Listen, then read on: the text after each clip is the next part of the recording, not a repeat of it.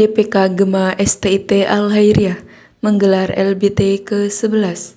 Kegiatan ini mengambil tema membentuk kader militan, berintegritas dan berjiwa kepemimpinan berdasarkan nilai-nilai Islam dan keal-khairiyahan.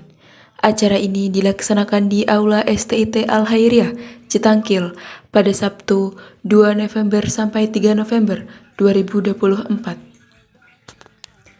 Kegiatan diikuti ratusan mahasiswa dan isi pemateri antara lain Faizuddin, Wasekjen PB Al-Khairiyah, Bidang Pendidikan, Ustadz Muhammad Nurdin, Pembina Lembaga Falakiyah Al-Khairiyah, Supardi, Ketua DPD Gema Al-Khairiyah, Muhammad Fulaisum Firdaus, Jirin, Ilham Nuriskullah, serta Ahmad Faisal Ansori. Gema Al-Khairiyah ini merupakan badan otonomnya Al-Khairiyah. Apa itu badan otonom sayap kanan ataupun sayapnya atau inti yang mana wadahnya untuk mahasiswa. Maka kalau ada wadahnya untuk pemuda ada namanya HPA. Kalau untuk wadahnya mahasiswa itu ada namanya Gema. Maka Gema ini merupakan badan otonomnya Al-Khairiyah. Gema ini merupakan di bawah naungan Al-Khairiyah langsung, bukan di bawah naungan kampus.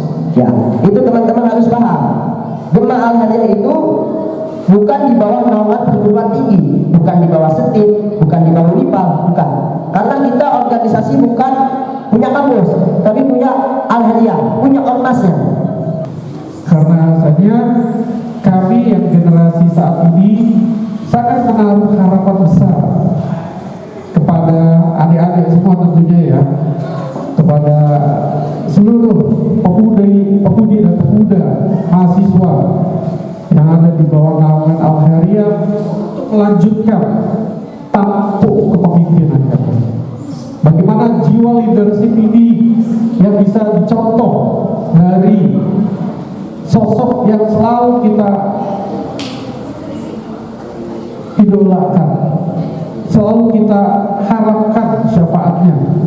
Jiwa-jiwa kepemimpinan yang dicontohkan oleh Rasulullah Muhammad SAW, insya Allah bisa nanti menjadi bagian dari jiwa-jiwa kepemimpinan yang ada di khususnya kota Cilegon, di Provinsi Banten, bahkan di Indonesia. Karena dengan jiwa-jiwa seperti itu, insya Allah sosok yang namanya leadership, pemimpin itu bukan orang yang ada di barisan belakang yang dengan mudahnya tinggal menunjuk tangan untuk memerintahkan bawahannya, anak buahnya, pasukannya untuk maju ke depan. Sementara sosok pemimpin berlindung di belakang. Jadi kalau pengetahuan itu tahu tanpa teori, karena tidak dikaji.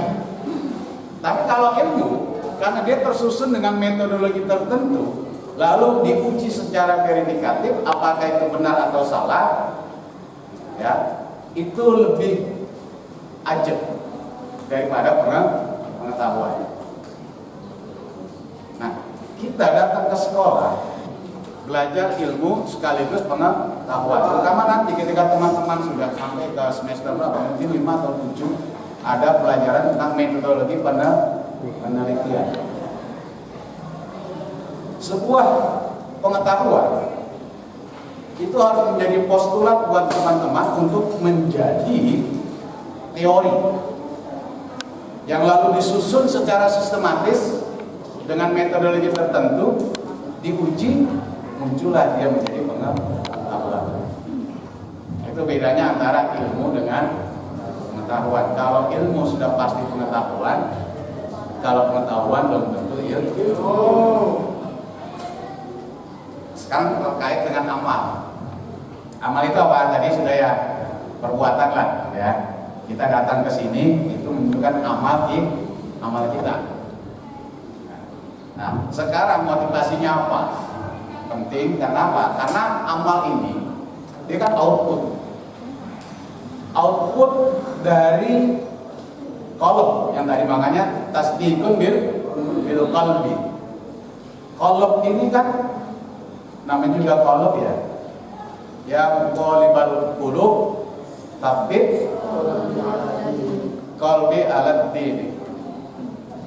Wahai zat yang membolak-balikan hati. Hati itu bolak-balik.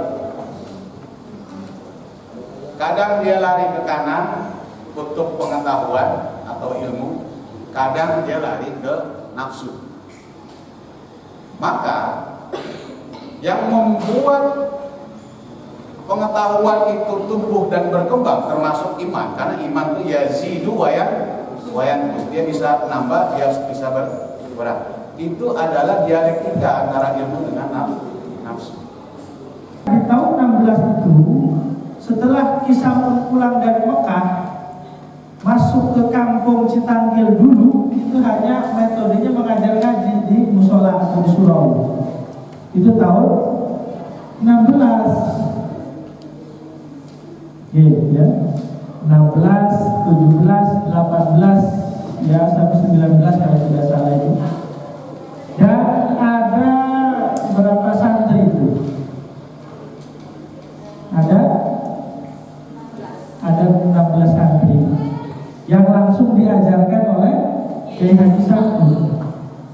Dan setelah dianggap bisa dan mampu santri-santrinya, Kisah pun belajar lagi ke Mekah, di Cairo, Mesir.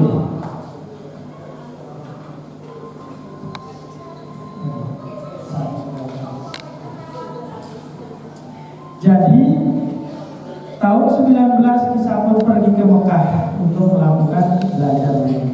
Dan pada akhirnya tahun 24 Kisah pun pulang, dan di tahun 25 mendirikan lembaga pendidikan yaitu Al-Khairiyah. Tahun 25. Nama Al-Khairiyahnya itu tahun 25. Kalau dilihat dari sejarahnya, 16 itu bukan Al-Khairiyah, tapi Kisah pun baru memulai merintis bagaimana dia mengajarkan ilmu agama kepada masyarakatnya. Itu jadi belajar pertama Kisah pun di Kairo Mesir, pulang ngajar ngaji, berangkat lagi dan membawa nama Al-Khairiyah sebagai lembaga pendidikan tahun 25. Nah, nama Al-Khairiyah itu diambil dari nama bendungan yang ada di Kairo Mesir, yang dimana sungai besarnya adalah sungai Nil. Nama bendungannya adalah Al-Khairiyah. Dengan harapan bahwa dengan mendirikan lembaga pendidikan dan dinamakan Al-Khairiyah akan mampu santrinya memberikan manfaat kepada masyarakat. Maka ketika tujuan awalnya memberikan manfaatnya, jangan sampai mahasiswa Al-Khairiyah, keluarga besar Al-Khairiyah tidak memberikan manfaat kepada masyarakat. Organisasi harus memiliki unit usaha. Apa contohnya? Baju. Kalian kan senang kalau pakai baju gemah segala macamnya. Pengen beli di mana ya? Yang dipakai kakak itu. Kalau nanya begitu. Pengen sih. Misalnya apa pin gemah tuh? Atau pengen sih pin ini pin itu ya? Nah itu akan masuk ke dalam uang kas. Beli. Harusnya organisasi ini mulai menghimpun itu. Buat baju atau buat pin atau kerjasama dengan Akamal. Kalian jarang saya lihat nih wajah-wajahnya jarang yang ke Akamal. Itu yang kedua saya. Saya cuma mau sedikit promo. Kalian beli minum di situ cuma 3.000 perak dengan merek dan mineral. Air minum yang 600 ml. Kita sudah mencoba menjual semurah-murahnya. Untuk apa? Agar mahasiswa bisa terjangkau. Tapi jarang ada yang main ke sana. Pak, malu kita mau misalnya sana aja. Yang ini juga mahasiswa. Ya, ada makanan lainnya? Ada banyak. Nanti kalian, Pak, ada yang ini sih kasih. Kalau sih ada yang ini, saya suka jajannya ini, biar saya bisa kesini aja. Oke. bisa request, tapi nggak ada yang di situ. Ya, kayak pembalut segala macam, kalau cewek lagi kantor lagi di kampus tiba-tiba datang tamu kan bisa, nggak harus pulang, tinggal beli di situ. Nah, baik lagi, usaha-usaha ini yang jarang dilakukan oleh organisasi, lebih kepada bagaimana caranya menghimpun dana dari bantuan, proposal dan seterusnya. Giliran proposalnya nggak cair, bingung gimana ya. Dan dari situ kalian dididik untuk nodong. Pak, ada ini kita berkurang ini, Pak, gimana Pak? Bisa bantu nggak Pak? Nah, bantu deh, nodong. Nantinya melekat pada dirinya sampai gede, pengennya jarum baik, orang belum usaha. Jenis-jenis persidangan. Jenis-jenis persidangan ini ada sidang pleno, sidang paripurna, sidang komisi. Nah, bisa dilihat sidang pleno itu apa, bagaimana, terus tata caranya gimana, berapa lama. Di sini dijelaskan. Sidang pleno itu diikuti oleh seluruh peserta, sama peninjau juga ada. Sama sebenarnya ada peserta, ada peninjau setiap sidang itu. Gak beda jauh sidang pleno, sidang komisi, dilaksanakannya oleh siapa aja, forumnya siapa aja, organisasinya apa yang memang termasuk sidang pleno itu udah bisa teman-teman lihat semua. Kemudian aturan umum persidangan. Peserta penuh, hak bicara adalah untuk bertanya, hak suara adalah hak untuk ikut ambil bagian, hak memilih adalah hak untuk menentukan pilihan, hak dipilih adalah hak untuk dipilih dalam proses pemilihan. Hari ini untuk simulasi belum ada kan? Nah, peserta penuh itu bebas mengajukan temannya untuk menjadi presidium sidang. Saya ambil contoh, kakak yang ini baju kuningnya di batik memberikan opsi. Contoh begini, memberikan opsinya. Nanti opsi juga, opsi persidangan itu nanti kita bahas juga nanti di slide selanjutnya mungkin. Interupsi point of order, pimpinan sidang yang terhormat. Saya mau mengajukan order. Order itu permintaan. Jadi kita mau order segala kan permintaan gitu kan. Saya mau mengajukan permintaan pimpinan sidang. Ya silahkan kalau kata pimpinan sidang. Tapi ada juga kalau pimpinan sidangnya menolak, tolak. Jadi kalau jangan sakit hati juga kalau pimpinan kita udah lagi semangat sidang, tiba-tiba ditolak sama pimpinan sidang. Jadi ya pimpinan di sidang juga berhak menolak pendapat kalian. Kalian mau mengajukan informasi, tapi perlu ada kalau misalnya pendapat itu sebuah informasi, ini pimpinan sidang wajib menerima informasi daripada peserta sidang. Nggak boleh ditolak. Tapi kalau order, misal order interupsi point of order, ini kan order permintaan. Ini kalau mau pimpinan sidang tolak, terima. Tapi kalau informasi, interupsi point of information, ataupun pimpinan sidang saya memberikan informasi. Kalau informasi, ini pimpinan sidang wajib menerima. Jadi kata pimpinan sidang ya silahkan. Ada juga nanti, pokoknya kita bahas yang order dulu untuk menentukan presidium sidang. Kalau kita berbicara sejarah rumah, kita berangkat dulu bahwa Al-Khairiyah itu didirikan oleh Brigjen Yelisabel. Beliau adalah seorang pejuang, seorang kiai, dan bupati kota masyarakat yang nasionalis, yang agamis, dan strategis. Dari situlah kita berangkat bahwa kita sebagai kader Al-Khairiyah, sebagai mahasiswa Al-Khairiyah harus bangga mempunyai dan berada di Al-Khairiyah yang dimana pendirinya adalah seorang pejuang, pendirinya adalah seorang yang nasionalis strategis. Disitulah tempat kita untuk bagaimana belajar, bagaimana melanjutkan, bagaimana untuk kita mengambil ilmu dan pengalaman, sehingga berdirilah kita ada di sini semua. Pada tahun 2018-2019, kita berangkat dari sejarah Gema. Tahun 2018-2019 saya mendirikan Gema Al-Khairiyah. Jadi pertama Gema area saya itu 2015 itu dengan teman saya namanya Freddy yang sekarang dia S2 di Rusia. Mengapa adanya Gema Al-Khairiyah? Karena Al-Khairiyah itu organisasi nasional kayak NU, kayak Muhammadiyah, kayak Manor Anwar, kayak Persis. Nah, pada tahun 2015 Brigjen Isamuni ditetapkan oleh Presiden sebagai pahlawan nasional.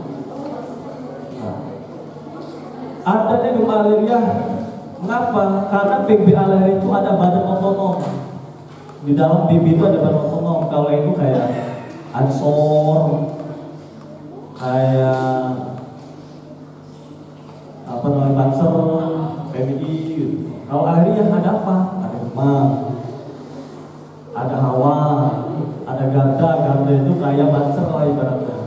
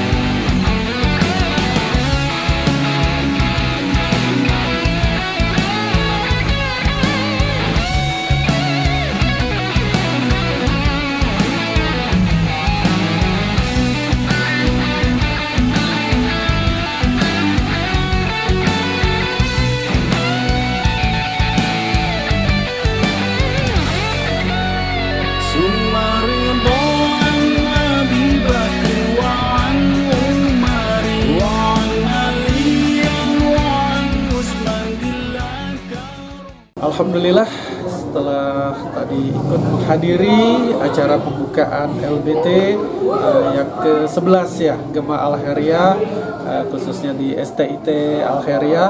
Ini sebuah kegiatan yang sangat luar biasa, tentunya sangat bermanfaat bagi generasi-generasi muda khususnya di Kota Cilegon.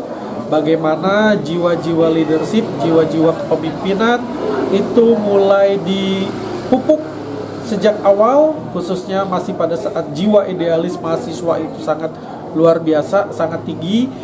Kita tanamkan jiwa leadership sehingga insya Allah kedepannya Kota Cilegon khususnya memiliki pemimpin-pemimpin yang memiliki tanggung jawab, memiliki moral yang baik seperti apa yang dilaksanakan pada kegiatan ini tentunya, ataupun yang diharapkan lahir dari kegiatan ini, di mana jiwa-jiwa kepemimpinan itulah yang nanti kelak akan menggantikan posisi-posisi kami yang saat ini mungkin ada di pemerintah Kota Cilegon untuk dilanjutkan oleh kalian semua ataupun seluruh peserta yang mengikuti kegiatan leadership basic training ini, seperti itu.